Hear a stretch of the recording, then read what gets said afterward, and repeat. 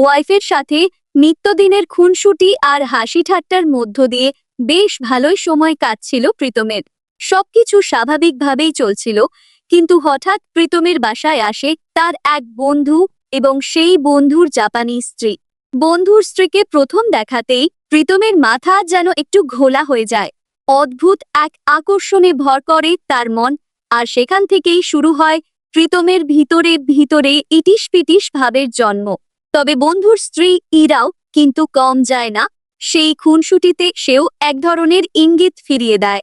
একটা কথা বলে রাখি, যদি এই মুভিটি সম্পূর্ণ দেখতে চান তাহলে কমেন্ট বক্সে দেয়া লিঙ্কটি ভিজিট করুন। যা পুরো পরিস্থিতিকে আরো অদ্ভুত করে তোলে। এদিকে গল্পের মূল চরিত্র অনু, যে প্রীতমের স্ত্রী, তাকে দেখা যায় প্রতিদিনের মতো বাসা গুছিয়ে কাজের দিকে রেডি হতে। অনু একজন লয়ার, আর প্রীতম সারাদিন পড়ে থাকে গেম খেলে। অনুর যত অনুরোধ, রাগ, বলাকোয়া কিছুই কানে তোলে না সে। বাসার কাজে সামান্য সহযোগিতা করতেও তার আলস্য, বরং উল্টো অনুর কাছ থেকেই টাকা পয়সা নিয়ে চলে নিজের প্ল্যান অনুযায়ী। একদিন অনু কাজে বের হওয়ার সময় প্রীতম তার কাছে একটি চেক চায়। অনু সাধারণ নিয়মেই চেক দিয়ে বের হয়ে যায়, আর এই সুযোগে প্রীতম ড্রয়ার থেকে আরেকটি চেকবুক বের করে প্রতারণার মাধ্যমে 5,000 টাকার চেকটিকে 5 লাখে রূপান্তর করে ফেলে। এরপর ব্যাংকে গিয়ে টাকা তুলতে চাইলে প্রথমে সন্দেহ হলেও শেষ পর্যন্ত ম্যানেজার অনুকে ফোন করে নিশ্চিত হয়। অনু স্বামীর সম্মান রক্ষার্থে সত্য গোপন করে সেই চেকটিকে সেই দিয়েছে বলে মেনে নেয়, আর এতেই টাকা পেয়ে যায় প্রীতম। টাকা হাতে পেয়ে সে মজা করতে শুরু করে এবং নিজের মতো সময় কাটাতে থাকে। কিছুক্ষণ পরে অনু বাসায় ফিরে ভয়ানক রেগে যায়। সে একটা কথা বলে রাখি, যদি এই মুভিটি সম্পূর্ণ দেখতে চান তাহলে কমেন্ট বক্সে দেয়া লিঙ্কটি ভিজিট করুন। প্রীতমকে স্পষ্ট জিজ্ঞেস করে কেন 5 লাখ টাকা তুলেছে। প্রীতম জবাব দেয় এই টাকা তার বাবার, এবং সে চীনে গিয়ে জ্ঞান অর্জন করবে। বিষয়টি অনু কিছুতেই মেনে নিতে পারে না, এবং দুজনের মধ্যে ঝগড়ার পর বাসায় সৃষ্টি হয় বিব্রতকর নীরবতা। ঠিক এই সময় দরজায় বেল বাজে। দরজা খুলতেই দেখা যায় প্রীতমের বন্ধু রাশেদ এবং তার জাপানি স্ত্রী ইরা দাঁড়িয়ে আছে। ইরা তাদের জাপানি কালচারের নিয়মে সৌজন্য প্রকাশ করে। কিছুক্ষণ পর রাশেদ এবং ইরা ঘরের ভেতরই নিজেদের রোমান্টিক মুহূর্তে ডুবে যায়, এবং সেটি দেখে প্রীতম বেশ অস্বস্তিকর পরিস্থিতিতে পড়ে।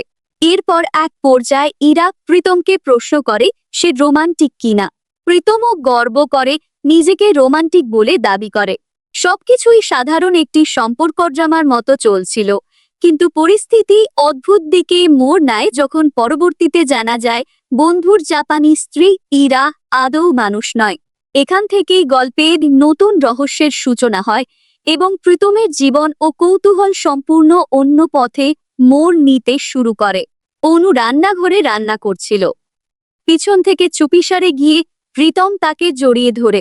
অনু অবাক হয়ে হেসে বলে এসেছে আমার রোমান্টিক পুরুষ। প্রীতম জিজ্ঞেস করে আমি কি তাহলে রোমান্টিক না? অনু উত্তর না দিয়ে প্রসঙ্গ ঘুরিয়ে জানতে চায় তোমার এমন জাপানি বন্ধুরা কোথা থেকে আসে বলো তো, আর হুট করে বাসায়ও চলে আসে। প্রীতম হেসে জানায় রাশেদ আমার ছোটবেলার বন্ধু, অনেক বছর আগে জাপানে চলে গিয়েছিল, সেখানেই এই মেয়েটিকে বিয়ে করেছে। পরের দিন অনু তার ক্লায়েন্টের মামলা সংক্রান্ত কথা শুনছিল। ক্লায়েন্ট জমিজমার বিষয়ের সমস্যায় পরামর্শ নিতে এসেছে। অনুর চেম্বার যেহেতু তার বাসাতেই, তাই ঘরে বসেই তিনি কেসের ডিটেইল নিচ্ছিলেন। ঠিক সেই সময় রাশেদ, তার স্ত্রী ইরা এবং প্রীতম সেখানে হাজির হয়। প্রীতম অনুকে বলে চলো একটু ঘুরে আসি। অনু মাথা নাড়িয়ে জানিয়ে দেয় এখন পারছি না, আমার কাজ আছে, তোমরা যাও। বাধ্য হয়ে প্রীতম রাশেদ এবং ইরাকে নিয়ে একাই বের হয়। রাতে সবাই আবার বাইরে মিলে বারবিকিউ করতে যায়। রাশেদ এবং অনু গল্পে ব্যস্ত হয়ে পড়ে। প্রীতম বারবিকিউ প্রস্তুত করছিল, আর ইরা লক্ষ্য করছিল তাকে। প্রীতম ইরাকে জিজ্ঞেস করে তোমার বাংলাদেশ কেমন লাগছে? ইরা জাপানি ভাষায় উত্তর দেয়, যা কিছুই বুঝতে পারেন না প্রীতম। তাই সে রাশেদকে বলে তোর বউ কি বলে এসব? রাশেদ ইরাকে বাংলায় বলতে বললে সে জানায় তোমাদের দেশ আমার খুব ভালো লেগেছে। সুন্দর বাংলা শুনেই অনু অবাক হয়ে যায়। একটা কথা বলে রাখি, যদি এই মুভিটি সম্পূর্ণ দেখতে চান তাহলে কমেন্ট বক্সে দেয়া লিঙ্কটি ভিজিট করুন। সে রাশেদকে জিজ্ঞেস করে, এত সুন্দর করে বাংলা বলতে পারে কতদিনে শিখালে? রাশেদ জানায়, 1 মাসে। অনু আবার জিজ্ঞেস করে, তুমি জাপানে কতদিন ধরে? রাশেদ থেমে বলে, অনেক দিন, মনে হয় যুগ যুগ ধরে আছি।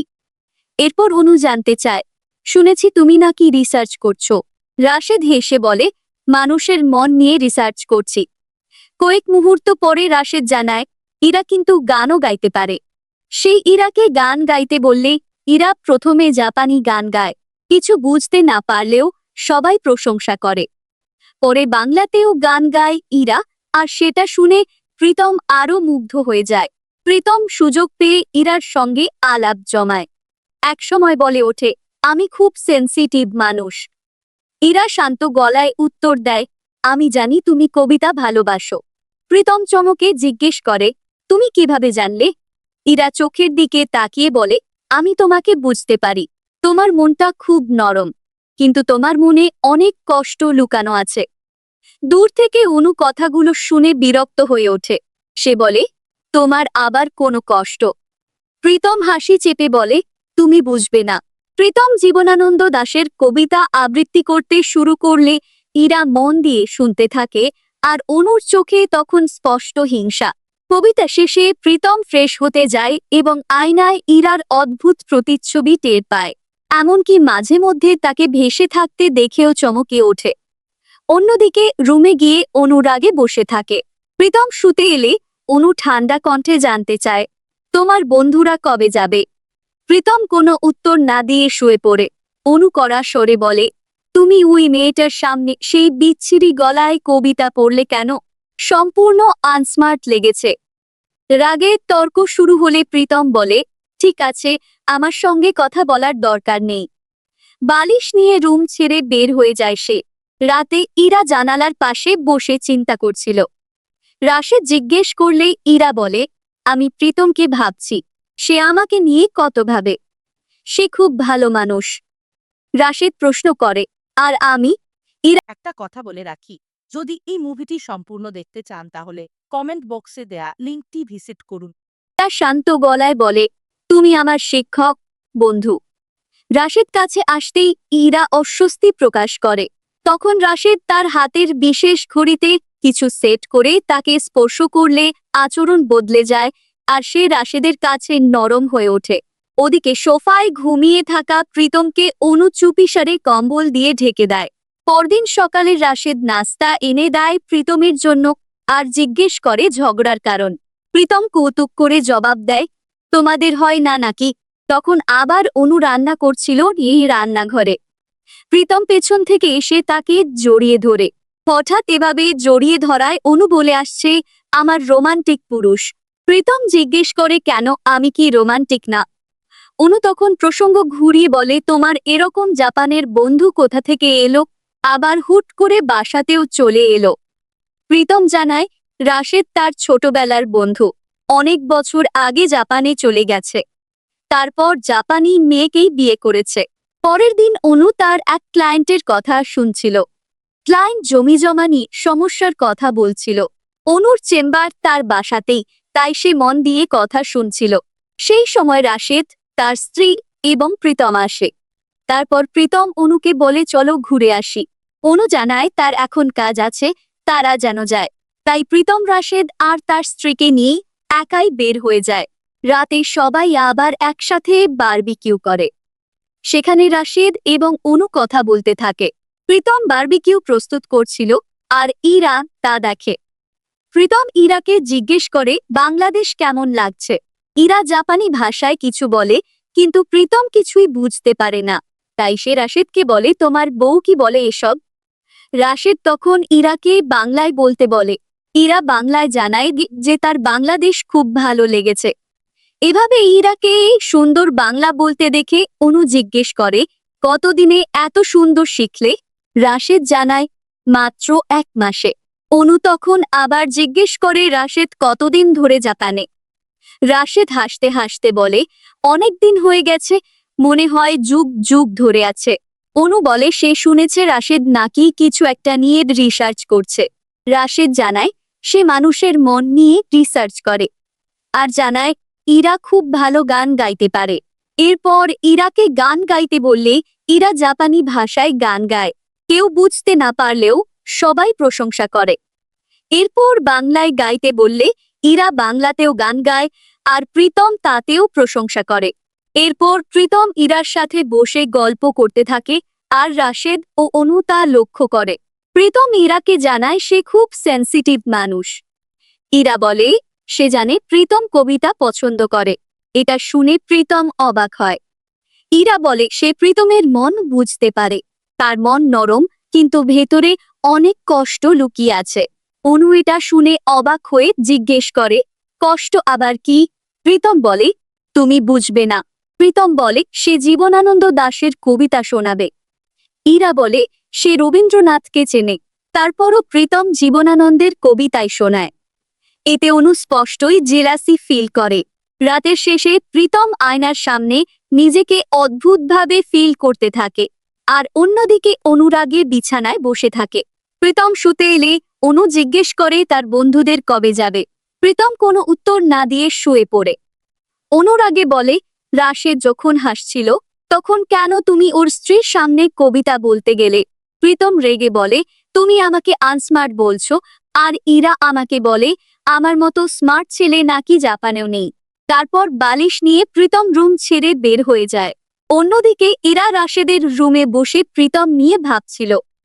রাশেদ তাকে বাংলায় জিজ্ঞেস করে কি ভাবছো?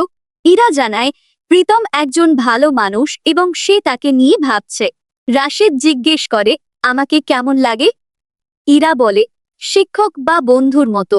পরে রাশেদ ইরাকে জড়িয়ে ধরতে চাইলে ইরা প্রথমে না করে, কিন্তু রাশেদ তার ঘড়িতে কিছু সেট করলে ইরা অদ্ভুতভাবে রাজি হয়ে যায় এবং তারা ঘনিষ্ঠ হয়। অন্যদিকে প্রীতম সোফায় ঘুমিয়ে পড়লে অনু এসে তাকে কম্বল দিয়ে ঢেকে দেয়। সকালে রাশেদ নাস্তা নিয়ে প্রীতমের কাছে আসে এবং জিজ্ঞেস করে ঝগড়া হলো নাকি। প্রীতম বলে তোদের হয় না নাকি? রাশেদ বলে না, হয় না, কিন্তু আমি উদার রাশেদের মতো নই। ইরা বলে আমার উদার মানুষ খুব পছন্দের। সেই সময় রাশেদ এসে ইরাকে বলে তাড়াতাড়ি খাওয়া শেষ করো, ঘরে এসো, আমরা আজকে ঢাকা ফিরে যাচ্ছি। টিকিট কেটে রেখেছি, জাপান চলে যাব। ইরা রাশেদকে বলে তুমি কনজারভেটিভ। রাশেদ বুঝতে পারে এটা প্রীতম শিখিয়ে দিয়েছে, তাই সে ইরাকে বলে রাধাগিরি বাদ দিয়ে চলে এসো। ইরা জিজ্ঞেস করে রাধা আবার কি? প্রীতম বুঝিয়ে দিয়েছে যে রাধা হলো সেই যার প্রেমে কৃষ্ণ পাগল হয়ে গিয়েছিল। শুনেই ইরা বলে আমি রাধা আর তুমি কৃষ্ণ। রাশেদ এবার রেগে গিয়ে ইরাকে জিজ্ঞেস করে তুমি কি প্রীতমের সাথে থাকবে? ইরা জানায় হ্যাঁ। একই প্রশ্ন প্রীতমকে করলে সে চুপ থাকে। রাশেদ প্রীতমকে বলে তোকে 2 দিন সময় দিলাম, তুই ভেবে সিদ্ধান্ত নে। এরপর অনু রুমে আসে এবং কাপড় গোছাচ্ছে। রাশেদ জিজ্ঞেস করে কোথায় যাচ্ছ? অনু জানায় বাবার বাড়ি। রাশেদ বলে তুমি যাবে কেন? অনু জিজ্ঞেস করে এটা কি তোমার বন্ধু যার বউয়ের প্রতি একটু রেসপেক্ট নেই? রাশেদ বলে তুমি কি রেসপেক্ট ফিরিয়ে পেতে চাও? অনু অবাক হয়ে জিজ্ঞেস করে কিভাবে? রাশেদ তার উপর বিশ্বাস রাখার নির্দেশ দেয় এবং বলে আমি যেভাবে বলবো সেভাবেই চলবে। এরপর অনু রুমের দরজা লাগিয়ে দেয়। পরের দিন সকালে অনু সুন্দর একটি শাড়ি পরে এবং ব্লাউজের ফিতাটি ইচ্ছে করে খুলে রাখে। প্রীতম তখন ইরাকে কবিতা শোনাতে ব্যস্ত।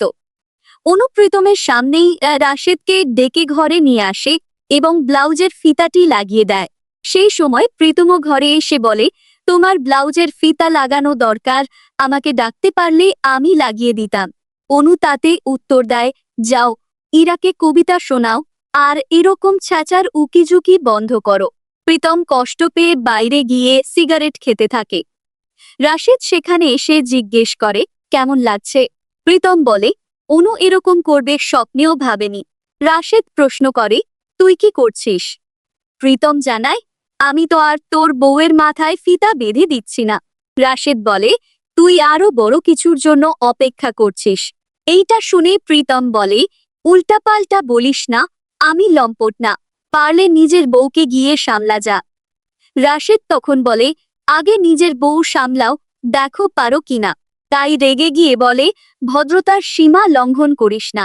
রাশেদ এইটা শুনে হেসে বলে, তুই আমাকে শেখাবি ভদ্রতা। রাতে আবার প্রীতম অনুর বিছানায় আসে। অনু তখন রাশেদের সাথে চ্যাটিং করছিল। প্রীতম অনুর কাছে আসতে চাইলে অনু কোনো পাত্তাই দেয় না। সেটা আবার রাশেদকে টেক্সটের মাধ্যমে জানায় অনু। রাশেদ তখন অনুকে নিচে নামতে বলে। অনু নিজে রাশেদের সাথে তার ক্লায়েন্টের রুমে যায়। প্রীতমও সেখানে চলে আসে। দরজায় নক করলে অনু ভেতর থেকে দরজা খুলে প্রীতমকে ভেতরে ঢুকতে বলে।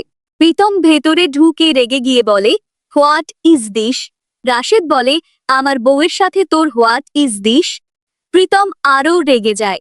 রেগে গিয়ে বলে, তোর বউয়ের সাথে তো আমি একাই এভাবে দরজা লাগিয়ে থাকিনি, তুই এখনই বাড়ি থেকে বের হয়ে যাবি। এটা শুনে অনু রাশেদকে বলে, চলো বের হয়ে যাই। প্রীতম তখন অনুকে বলে, আমি তোমাকে তো বলিনি। রাশেদকে বলে, তুই আর ইরা আজকেই বের হয়ে যাবি। রাশেদ হেসে বলে, আমি তো ইরাকে নিয়ে কোথাও যাচ্ছি না দোস্ত, ইরাকে তোমার জন্য রেখে যাব। প্রীতম রাগ দেখিয়ে বলে, তুই আমাকে আর দোস্ত ডাকবি না, মীর জাফর একটা। এটা শুনে রাশেদ বলে, তুমি কি তাহলে বাংলার নবাব সিরাজউদ্দৌলা? তোমার অনুকেও লাগবে, এরাকেও লাগবে। এই পর্যায়ে অনু রাশেদের হাত ধরে বলে, এসব বাদ দাও। তো প্রীতম হাত ধরা আবার দেখলে অনু বলে, কিরে কি দেখছিস? আমার রাশেদের মতো মানুষই পছন্দ, তুই তো আজ তো একটা ছাগল।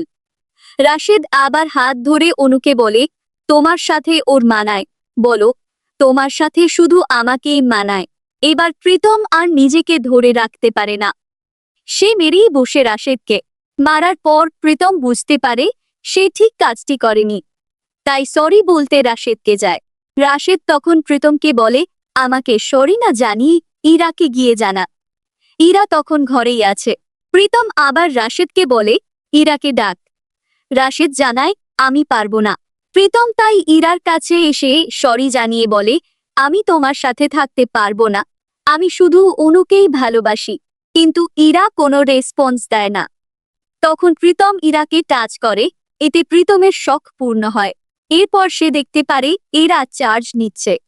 এটা দেখে প্রীতমের শখ আরও দ্বিগুণ হয়ে যায়। এই সময় ঘরে আসে রাশেদ এবং বলে, এটা তোমার মানব নয়, স্বর্গের অপসরাও নয়, এটা হচ্ছে রোবট। প্রীতম তখন রাশেদকে প্রশ্ন করে, এসব কি? রাশেদ বলে, এরাকে চার্জ হতে দাও, তারপর সব বুঝবে। পরের দিন সকালে প্রীতম জানতে পারে এটি এক্সপেরিমেন্ট। রাশেদ জানায়, আমি তোমার ভালো মন্দ যা জানি তা নিয়েই ইরার অ্যালগোরিদম বানিয়েছি। মানুষের প্রেমের রীতি এবং ভালোবাসার অনুভূতি ইরার মধ্যে ইমপ্ল্যান্ট করাটাই এই প্রজেক্টের মূল লক্ষ্য। এটা শুনে প্রীতম বলে, তাহলে আমাকে বানালে গিনিপি। রাশেদ তখন প্রীতমকে একটি ব্যাগ দেয়, খুলে দেখতেও বলে। প্রীতম ব্যাগ খুলে দেখে ভেতরে টাকা। রাশেদ জানায়, এই কাজটা অনেক রিস্কি ছিল, তাদের এই এক্সপেরিমেন্টে ডিভোর্সও হয়ে যেতে পারত, তাই এই টাকাগুলো এখন তাদের যা ঘুরে বেড়ায়। প্রীতম এবার অনুকে সরি বলে। অনু সরি জানায় প্রীতমকে। প্রীতম আবার আই লাভ ইউ বলে। অনু আই লাভ ইউ টু বলে। এরপর তারা সবাইকে টোকিওতে ঘুরতে আসার আমন্ত্রণ জানায়। আর এখানেই শেষ হয় পারফেক্ট ওয়াইফ মুভিটি। গল্পটি অনেক দুর্বল ছিল। এরা রোবট হওয়ার বিষয়টি অনেক আগেই বোঝা যাচ্ছিল। যখন রাশেদ ঘড়িতে কিছু একটা করে ইরার মন তার দিকে নিয়ে আসে, তখনই বোঝা যায় ইরা একজন রোবট। এই দুর্বল দিক বাদ দিলে গল্পটি মোটামুটি ভালোই ছিল। ফ্রেন্ড সার্কেলে প্রীতমের মতো অনেক বন্ধু আছেন, যারা ঘরে সুন্দর বউ রেখে বন্ধুর বউ নিয়ে কল্পনা করে। তো আপনারাও কমেন্টে জানাতে পারেন এমন বন্ধু আপনার আছে কিনা। এতক্ষণ মুভিভার্সের সাথে থাকার জন্য ধন্যবাদ।